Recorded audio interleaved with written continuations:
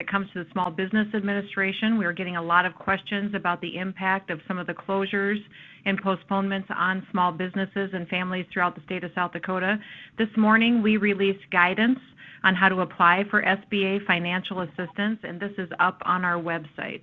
I was on a call with the White House today with the President and the Vice President and several other governors. They have assured us that grocery store supply chains are good. There's no need for people to be concerned about running out of supplies with our grocery store chains, and we do expect further CDC guidance on being in large group settings later on today. I want the folks across the state of South Dakota to know that we are holding a cabinet meeting tomorrow morning. I will also be going to Sioux Falls in the afternoon to meet with our healthcare providers and other leaders in the area, and we'll be going to Rapid City on Wednesday with more details to come as well. We're in a very good position in South Dakota and prepared for the coming days ahead. I do want to follow up with some of you on your questions that you've had about the situation that included the person that passed away earlier this week that tested positive for COVID-19. We've received information as it relates to the death certificate that COVID-19 was the cause of death.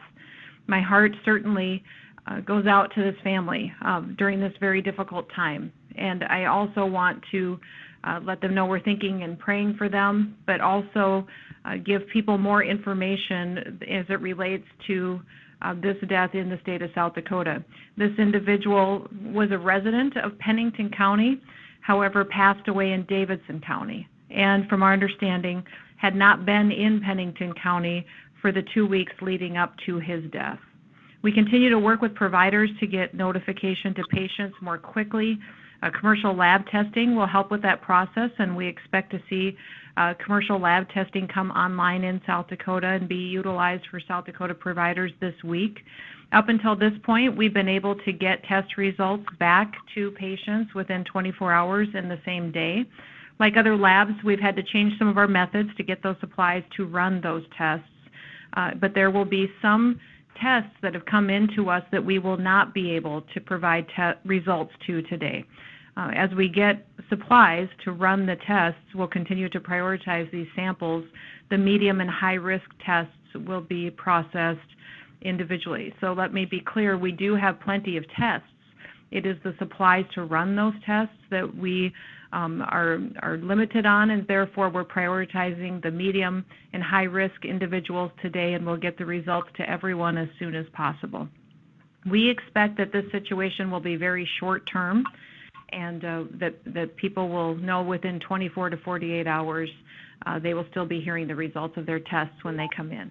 We've had approximately 500 people in the state of South Dakota be tested, and again, at this point, we've had 10 positive tests throughout the state. The situation does remain very serious, but we are proactive, and I'm going to remind everyone in the state of South Dakota to be proactive in taking care of yourself and your family. We're going to ask you to continue to wash your hands and do it often when you go out and interact with your family members or at home. Quite often, good hygiene is always recommended. Stay home if you are not feeling well. If you are not feeling well, please call your provider, and they will put you through a protocol that will identify if you need to be tested or not. And I would ask that you continue to practice social distancing. In South Dakota, this is something that we recognize people understand, and that personal responsibility is something we're very proud of, and we appreciate everyone's efforts to make sure they're making wise decisions, to make sure they're not going to carry this virus to someone else that may be a high-risk individual. So with that, we will open it up to questions and see if you have any on the phone or in person here today. Governor Noem, Mick DeSone, KWIR News, Winter, South Dakota. Of the 10 cases confirmed in South Dakota, do we know if any of those individuals are improving symptom-wise or otherwise? We can't speak individually to their concerns, but we do know that all the individuals that have been diagnosed are at home, they're resting, they're not hospitalized, and that is all very good news. Thank you. Governor, with relation to the school closing in the state, we have some hourly workers that won't be paid in some school districts. Is the state prepared to step in and help with that?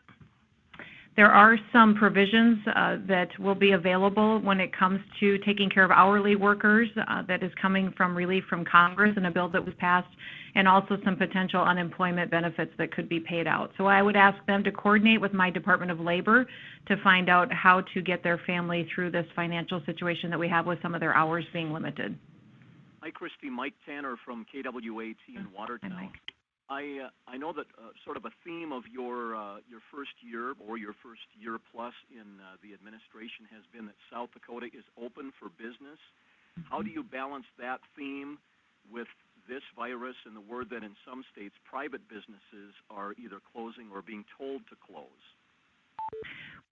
Well, certainly that is our theme, but right now the number one priority is making sure that we protect the public and we're making wise decisions on how to do that and still help our small businesses and families to get through this difficult situation financially. So, you will see guidance given from the state and direction given from the state, and it will be certainly prioritizing people's health, and then beneath that will come our economy decisions as well. That's why you see us continuing to focus on Small Business Administration guidance and loan programs that are available. We'll get all that information out to those businesses to help them get through this as well. We certainly know this has an impact on them and their families, and something we'll all work together to address all areas of concern. At least two governors in the Midwest have ordered restaurants to close. Ohio and Illinois have. You're not doing that yet? I mean, are you considering that? The question in the room was that there's been a couple of governors that have recommended that restaurants and bars close. I have not recommended that for South Dakota at this time, and obviously we reevaluate all of our decisions and guidance on an hourly basis. But at this point today in South Dakota, we do not have community spread. Every single case that we have in our state that has tested positive was due to travel outside of our borders. Those individuals are being very responsible. They're staying home. We have interviewed and worked with the individuals that they were in contact with as well, and we're very comfortable with the decisions that we've made as a state going forward. But we will continue to reevaluate that as we see more people come in for testing. Governor, this is Sioux Falls. A counselor here in Sioux Falls says she emailed you to ask about authority to postpone April city elections in Sioux Falls to maybe May or the June primary. Just wondering if you have any thoughts on such executive action. Well, I did state in my previous press conference that I had that we were evaluating how to conduct spring elections. We are doing that in conjunction with the Secretary of State's office, and we'll be making future announcements about that going forward. Governor, can you clarify the death on your DHS website? Are you saying the death was in Davidson County now, and will you be changing that on your own data website?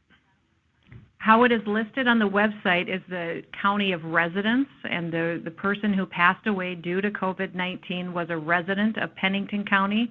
However, to reassure everyone in these communities, we want them to know that the individual did pass away in Davidson County and had been not in Pennington County for the 2 weeks previous to his death. So those in Pennington County that were concerned about exposure, they should know that this individual was not in his home county for the 2 weeks prior to his death. Governor, this is Stephen Groves from the AP. Hold on, we got a question here in the room that we're going to ask, and then I'll take the one that's on the call. Have there been any discussions about extending the school closings another week, or where are we at in that process? Yeah, we are certainly in conversation with all of our superintendents and administrators and looking at how things go the beginning part of this week. I would expect that we'll reevaluate school closures here in the next day or two and see if another week might be necessary. At this time, we are only closed for this week, and we'll keep in constant communication on any future decisions. Okay, we had a phone call question. This is Stephen from AP. I'm wondering if you could tell us a little bit about the call with the president and what he said about the availability of respirators, and if that's concerning at all. Are you asking about the phone call we had previously with the president and vice president? Yes. Yes. They are currently working to meet the needs of all the healthcare providers across the country to get respirators, ventilators that are required and necessary, and that is going well, and they are following up with any states that might have shortages with their healthcare providers. I saw there were some reports that he had said that states should reach out to private providers or seek other options besides the government for providing respirators. Was that the case? Yes, I would say that would be true, that it's all hands on deck to meet supply needs, and that is exactly what the president, vice president, and healthcare providers are partnering on. Just know that the CDC and the task force are on top of this and are working to get people the ventilators and the respirators as quickly as possible, and that's why they're asking people to utilize all methods possible. Ma'am, may I trouble you with a question Sure. about the schools? Sure. So with them closing, there's a bunch of kids that are usually would get lunch and meals and stuff, and they're not going to have access to that. While I realize it's really early in the game, is it okay? Like, are you expecting the schools to just like rally together and figure out a way to like do Meals on Wheels or use whoever's got the best kitchen and just, rally the troops and by district, and then while they'll have the food, they might need to buy some extra bags and stuff like that. So are the districts, can they do that and then give you the receipt for the gas and the sandwich bags for to go to make something like that happen? Will you just pass that up the chain to the federal government? I realize that hasn't really come up yet, but like that's, Yeah, well, it has come up actually quite a bit. A lot of the school districts, I'd say the vast majority of them in South Dakota, have already come up with contingency plans to feed the children in their school district and are tackling that. Also, on our phone call earlier today was the Secretary of Agriculture, Sonny Perdue. His department oversees school lunches for the nation, and so they have set up a contact site for us to communicate with them on how we can take care of making sure we're feeding children across the country that are in need. And it's at feedingkids@usda.gov. So we are communicating with them our school needs that they might require for resources to make sure that all kids, even though they aren't in the school building, that they're still being fed and have wholesome meals in front of them. A quick follow-up, easier one, I promise. Sure. Schools are required to have so many hours for students. Part of the things that don't get them funded, which they frown upon, is missing class. So if you miss class, schools don't get their funding. With this, I guess it's a two-parter. So is the lesson plan going to be extended? I realize there's contingency plans going in for a lot of online learning, but is it going to hold up graduations? And is school going to be going a little longer? Yeah, we've had several questions about schools and how they will handle instruction going forward. There are required instructional hours per year. We will continue to evaluate the need for any kind of direction for school districts on that issue, probably later on this week, seeing how this week shapes up. So as far as that goes, we haven't made any decisions when it comes to making sure that graduations happen on time, protocols happen on time, that the school districts don't need to add more weeks. That obviously will be impacted by the decisions that we make coming forward as well. So at this point in time, the only decision that's been made is that this is a week, which is typically spring break for most of our school districts across the state, to be closed. They are using that time to clean and to prepare. I've discussed with several administrators as well that they're looking at different ways they could deliver in-home instruction if necessary. So that's what I think is great about South Dakota, is we've got so many proactive people. They're out there problem solving a lot of the potential things that might need to be tackled in the coming weeks. So our administrators are already on top of that. Our teachers are talking about ways that they can be creative in the way that they educate our kids in the state too, which will be very helpful should we need to address and keep kids in their homes a little bit longer. Governor, should the legislature prepare for a special session? We are not preparing for a special session at this time. Obviously, we still have veto day in front of us. So there are some decisions that could get made, with our legislators on veto day that we could deal with too, so that's why we're not planning a special session. I will be having a telephone town hall with our legislators this evening too, that I can give them an update. They'll be able to ask some questions as well, because I know a lot of people are reaching out to them. Jody? Governor Lee with SDPP. In connection with the small business loans, that kind of thing can be confusing. Kind of break it down. What should small businesses be keeping track of right now? Are they applying for funds already and then kind of backtracking, or is it just keep track of hours you've had to be closed, wages, that sort of thing, and then it'll kind of would be a reimbursement situation? Well, and this is going to be a little bit of new territory for us. We haven't done anything quite like this before. It's called the Economic Injury Disaster Loan that our small businesses would be eligible for. It's a program that would help eligible businesses and nonprofits that are impacted by COVID-19. So we're going to be working with the federal government, with the Small Business Administration, to help facilitate these businesses applying for these loans.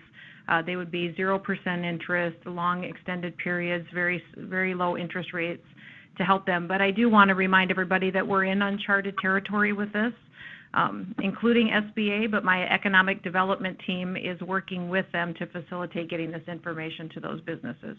It's something that was brought forward as a part of legislation that moved through Congress that we're looking forward to taking advantage of to help our people get through this difficult time that could be a financial hit to many of our small businesses. Is the Department of Labor Governor playing Lee with SDPP. The Department of Labor is helping as far as individuals specifically who've had an economic impact to their bottom line. You know, they are the ones that obviously handle unemployment and a lot of those issues. So Department of Labor, in conjunction with economic development, will be helping. And honestly, I'll tell you, there isn't a single agency or department at the state government level that's not engaged in this at this point in time. We have had every single agency that has extra duties, extra work, that's cooperating with us to make sure we're meeting the needs of South Dakotans, because this is something that obviously is widespread and it has many different factors and consequences to this virus spreading throughout the country and the world. Of the virus, Governor Lee with SDPP. This was done by Okay, this will probably be the last question. Go ahead. I was going to say, we're getting a lot of questions whether it would be a national quarantine or anything like that. Have you talked to the president or a curfew or anything like that at all? At this time, there's no national quarantine or curfew. There are some individual states or cities that have done something like that, but the president and vice president this morning reiterated that at this time there is no national quarantine or curfew that will be instituted or even being discussed at this time. Okay, if you have further questions, just follow up with my office. Thanks so much.